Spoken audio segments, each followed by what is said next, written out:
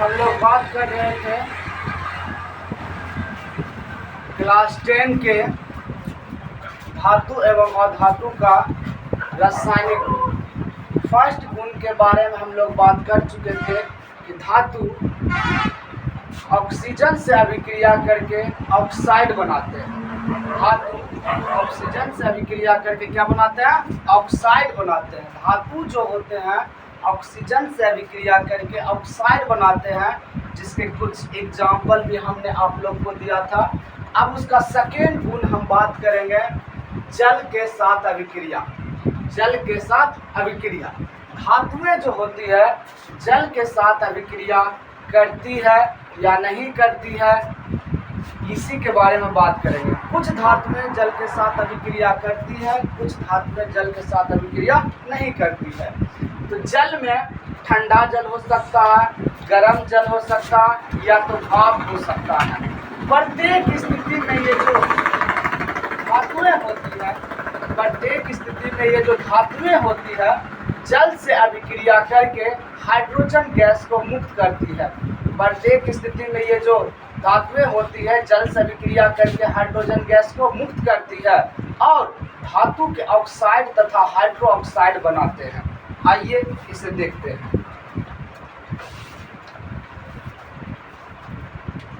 जल के साथ अभिक्रिया, और विभिन्न धातुओं की जल के साथ अभिक्रिया भिन्न भिन्न वेग से होती है।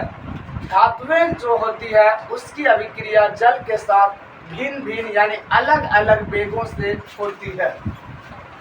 कुछ धातुएं ठंडे जल के साथ अभिक्रिया कर लेती है, कुछ धातुएं जो होती है ठंडे जल के साथ अभिक्रिया कर लेती है, कुछ धातुओं को जल के साथ गर्म करने पर अभिक्रिया होती है, और बोलता है कि कुछ धातुएं जो होती है उसे गर्म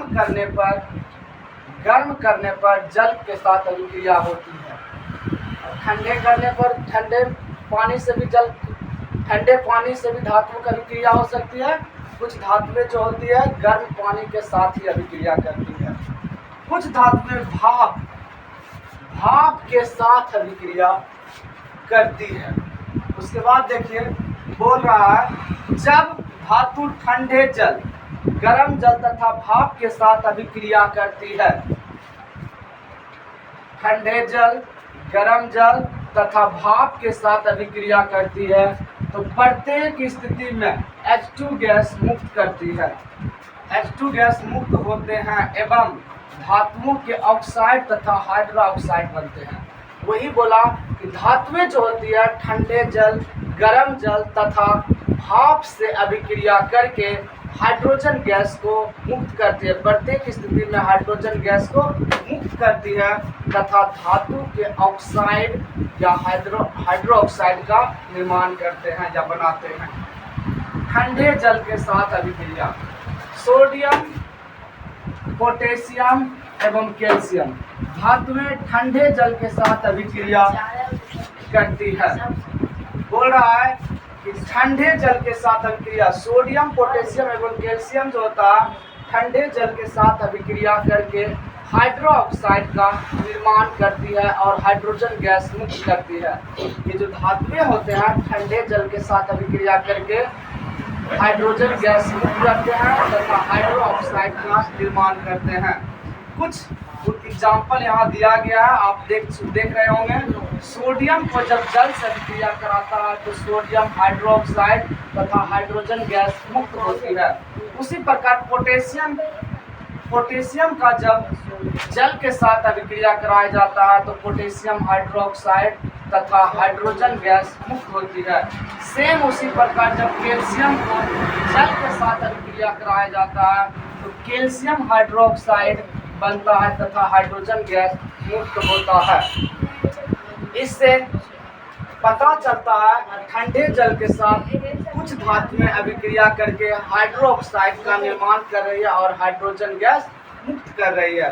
ये जो सोडियम और पोटेशियम होते हैं बहुत ही तीव्र गति से जल के साथ विस्फोट के साथ अभिक्रिया करती है।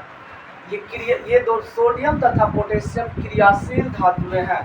उसकी तुलना में सोडियम और पोटेशियम की तुलना में कैल्शियम कम क्रियाशील धातु है। भाप के साथ अभिक्रिया। मैग्नीशियम, आयरन एवं जिंक ठंडे जल के साथ अभिक्रिया नहीं करते हैं। बोल रहा है कि मैग्नीशियम, आयरन एवं जिंक जो होता है ठंडे जल के साथ अभिक्रिया नहीं करती है। ये भाप के साथ अभिक्रिया करते हैं। तप्त धातु यानी गर्म धातु के ऊपर भाप प्रवाहित करने पर, गर्म जो धातुएं होते हैं उसके ऊपर भाप को प्रवाहित करने पर इनके ऑक्साइड बनते हैं। क्या बनते हैं? ऑक्साइड बनते हैं एवं हाइड्रोजन गैस निकलती है। ऑक्साइड बनते हैं एवं हाइड्रोजन गैस निकलती है। फॉर एग्जाम्पल, मैग्नीशियम को जब जल के साथ अभिक्रिया कराई जाती है तो मैग्नीशियम ऑक्साइड बनता है तथा जल मुक्त होता, हाइड्रोजन गैस मुक्त होता है।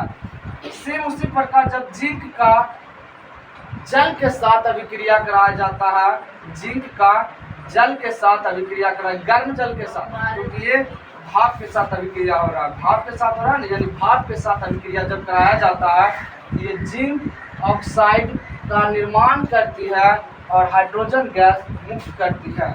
उसी प्रकार आयरन का जब जल भाप के साथ अभिक्रिया कराया जाता है तो फेरस ऑक्साइड बनता है या आयरन ऑक्साइड का निर्माण होता है तथा हाइड्रोजन गैस मुक्त होता है। ये धातुएं जो मैग्नीशियम, आयरन और जिंक था ठंडे जल के साथ अभिक्रिया नहीं कर रहा है, बल्कि भाप के साथ अभिक्रिया करके ऑक्साइड का निर्माण करते हैं एवं हाइड्रोजन गैस का मुक्त करते हैं।